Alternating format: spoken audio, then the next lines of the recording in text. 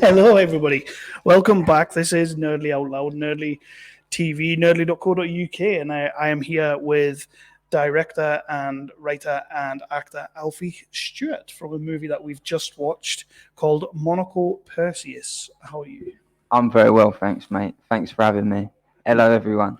No, this is great. I've been looking forward to this because Monico Perseus is one of those movies that came across at the right point during, because we have to watch everything, obviously, like everything that gets submitted. And you just kind of get to that point where it's like, I need something that's going to resonate, going to hit. And that's when I watched Monico Perseus, and I love this film. So Thanks a lot, I'm mate. really buzzing. And this is your first film, isn't it? Like, this is your directorial debut. Yeah. That's mad. Yeah, I mean, it's turned out pretty good, man. Like, exceeded my expectations, and it's quite a bit of a crazy film to make for your first one. Like, obviously, there's a lot that can go wrong, but I feel like no risk, no reward. Exactly. Great philosopher once said, "He who dares wins." Well, we're going to talk about that in a quick second, but let's jump back a little bit because this is your directorial debut, but you were an actor before that. Yeah. How did you get into the industry? Tell us a little bit about that, and why did you choose to be in this industry? Do you know what, mate? I think it just started off when I was at school, being a bit of an attention seeker and a class clown, and having the incentive to make everyone laugh rather than like do the schoolwork. Yeah. And feeling like that was where I was most comfortable, when I was just like up in front of people messing around. Yeah, and I just did it from a young age, mate. And then I wrote off to an agent when I was 15, and they accepted me into a workshop. I went to the workshop. Then they said they want to represent me, and this all happened very quickly. Then they sent me off for an audition for the Bill when I was 15, and like it was right at the end of the Bill's tenure. Like it was the last season, and I went up for the audition thinking I was just getting shown the ropes of how an audition works, and I went and got the part, mate. And it was like 50 lines, playing a really, it was playing a character that's a bit similar to this in this character in a sense, because he was like a bit of a scoundrel doing bad stuff, but it's coming from the right place. And from then on, I went on and done quite a lot of stuff. I've been in a lot of TV shows, films. I was in a CBBC show for 3 seasons, and I just love it. I just obviously I like the human sort of psychological aspect of exploring characters. Just generally think that it's a really great craft and profession, and I've been very lucky to have done what I've done. Mm-hmm. And then I've always harbored the desire to try and write and direct, because I sometimes I'd get like short film scripts for auditions. I'd be like, this ain't even that good. Like, I'm sure I could make something better than this. Yeah. And like, you get more creative control, and I had these ideas spinning around, and I just thought one day I really want to do it. And I'm glad that I eventually did. And I had the source material and the relationship with Sam and the perfect idea. And also the relationships I've built, mate, from doing acting, doing short films. The DOP that I knew that worked on this is incredible. The editor, incredible. Like the composer, like these are all seriously talented people that wanted to work with me. Like they was like doing it for either free or not a lot of money, which only they would do if they believed in the material and they believed in me. So it was very flattering to get people like that involved. So we'll jump to that in a second, but the Bill. Did you share any scenes with Reg? I didn't. No. Oh man, no. You've not done the Bill then. Well, mate, I can't even remember. Like, I think the character was Sam. It's so long ago now, mate. To be honest, I can't remember. But I definitely would have remembered if one was with Reg. But literally, not. Obviously, like I talk to a lot of the independent guys and all that. So it's like people trying to on the come up kind of thing. And every time I see that somebody's worked on the Bill, I have to know, did you share a scene with Reg? Because man was a legend. Yeah. So how often have they shared the scenes? Once or twice. I've only had maybe 3. But I guess you've got to be like world quality, top class to get those scenes.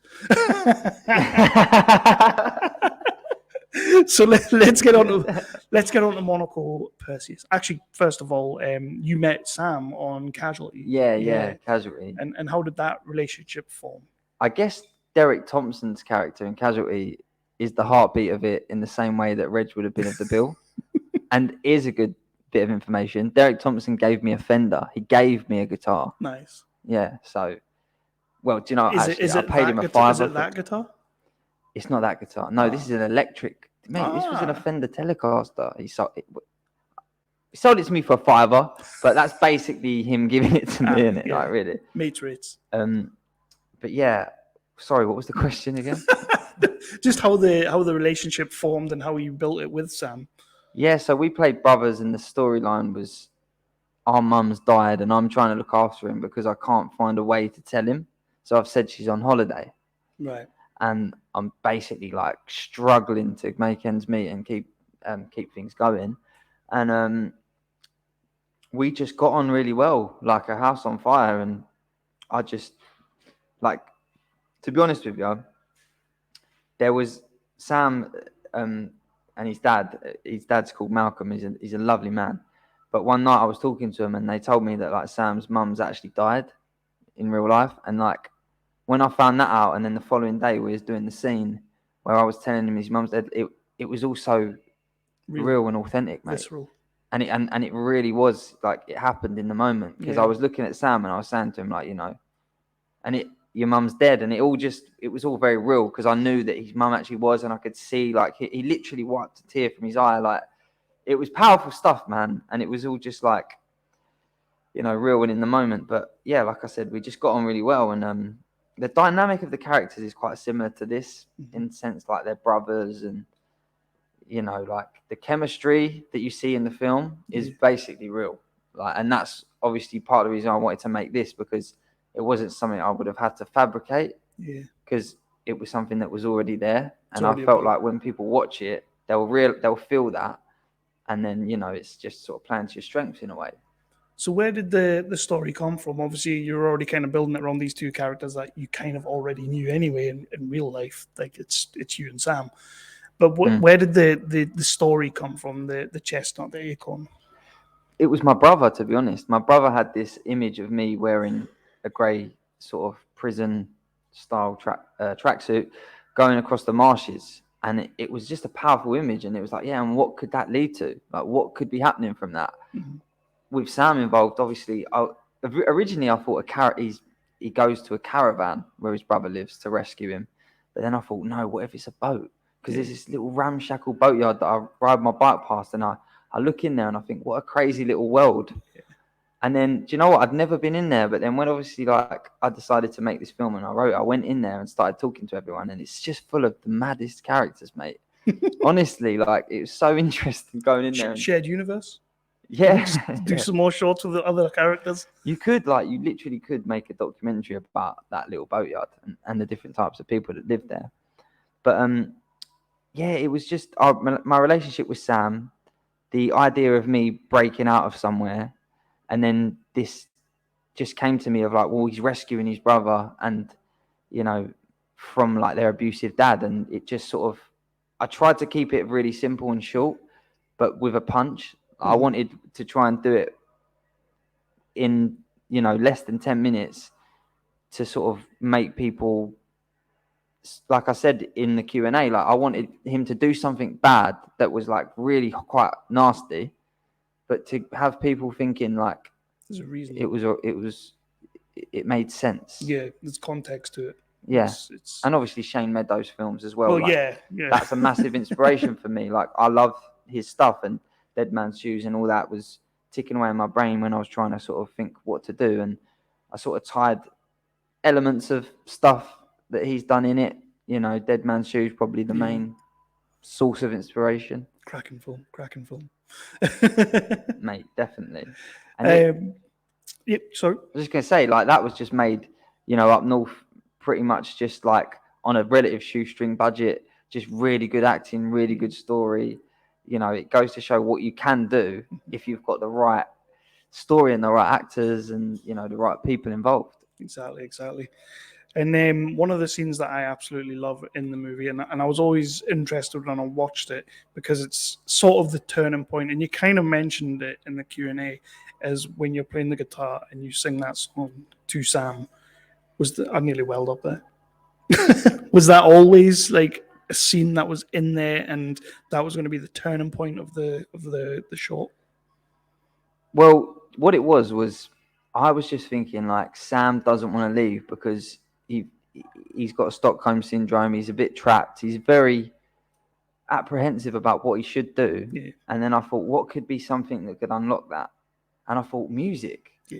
You know, music, and also that music as a sort of connecting point to their brotherly friendship from the past. Yeah. So like, yeah, we don't have to worry about stuff because it's just me and you and the guitar again, isn't it? Mm-hmm. And it's just us having fun. So I thought like, yeah, that's what it'll be. Like he'll play him a song and like they'll jam together, and it'll drop him out of his fear. Yeah. It'll put him into the comfort a bit more. And yeah, to be honest, it was not like from the beginning that's how it was always going to be. All the idea just sort of fell into my mind relatively quickly. Mm-hmm. And just piece by piece, just that's just how it happened. Like it's not like it's master design. It just randomly sort of came to me and I wrote it down. Even the Cowboy Sam song, mate. Yeah. I was just like, all right, so he plays him a song, so what's it going to be? At the time I was playing a lot of cowboyish sounding songs, so I just made it's 3 chords, mate.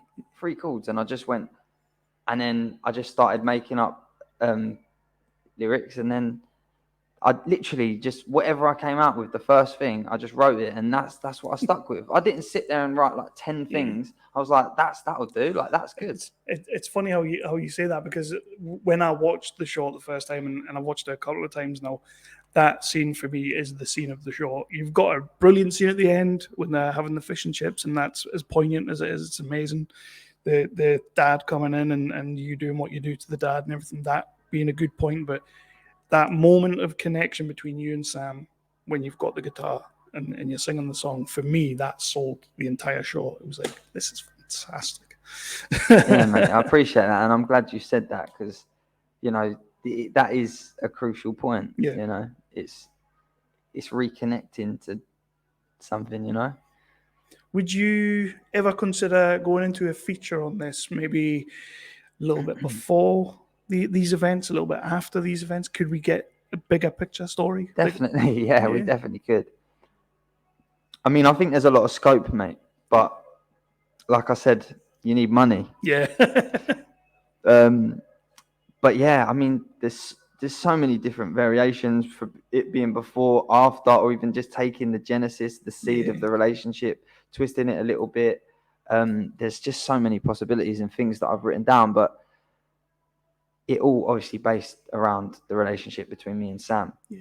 But there's 100% like, and I hope people out there will think that. Yeah. And I hope someone out there rich, willing to, put money into making a feature film thinks that.